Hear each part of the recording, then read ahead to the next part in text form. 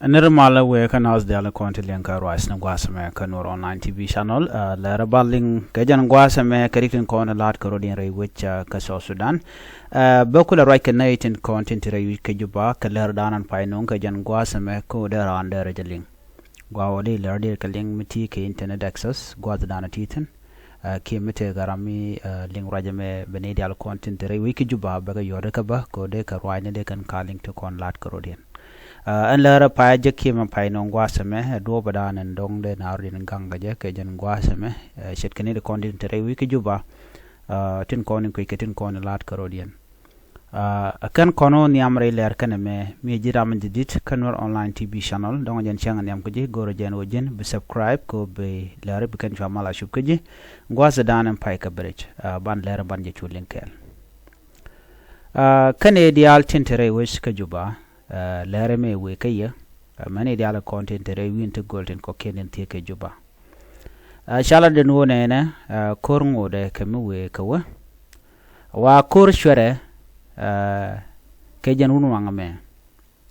shala de jen we kawa we kemi chwere ki we kawa ni amlo tele kapchong tiang ai kon kore tiang de no wajen chenyentin ka do brana shala ke ja ko kor me we kemi chwere ka we kamere barode shayen dial jogo no de ran der tere duar dan titen der tere duar she de kajrar re kala de yenten konen talk re which ke jinup ka sa Sudan ke jan gwasme special tin kon talk re which ke juba de ran de tin content talk de ka kon ngach gor jen wo ala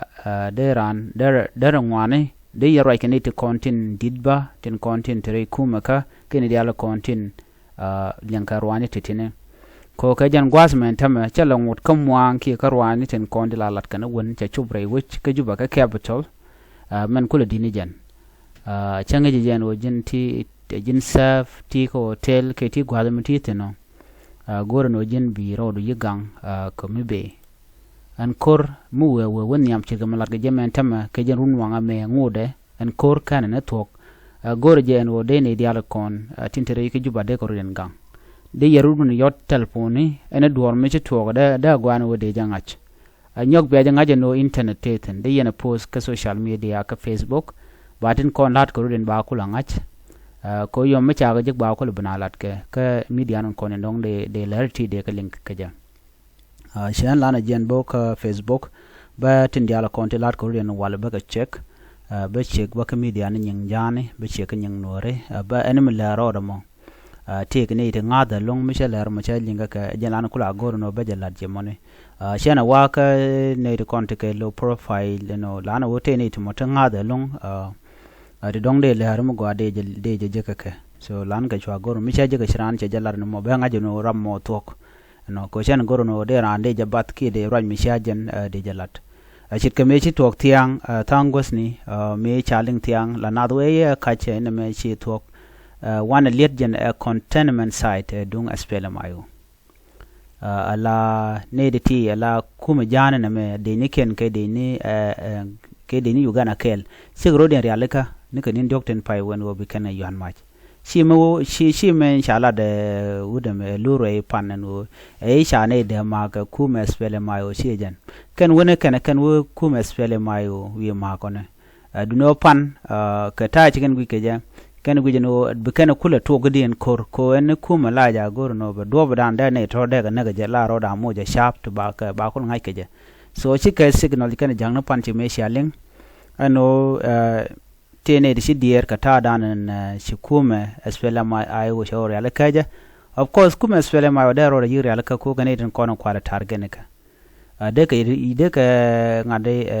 formation de kan ikral de ga rudin lap gwa kel ko whatever come de bunga ke ko kala target on de ga rudin yigoro bu rudin kaf non anyok bi ngaje no an queer aspele mayo ngodere which ka juba dr yang machaten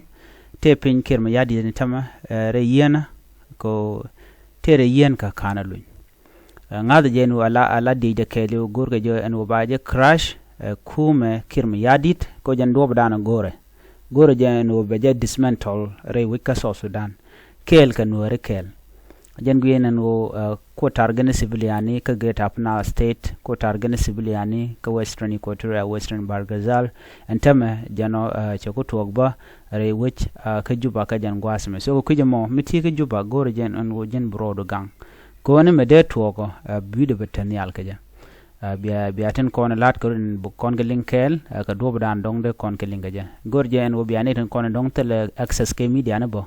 miti ka telpon ran bi yoda ka bugorodian lat gwas kel ke bikan mti kon to bikan keling of course still panic me gore shina di diar pan ko ze kume nyeni kume ne achi nyeni civilian shi ta ko redan bad no mi sho webe lo cha tak dong da ko kien da ka shop so ajena na goro no de nyo ya kel ani tare kel kun go da kondienten ani biya ta mal bana je ko mudien ka kor gon metot be nung to ko kien kon lat gorodian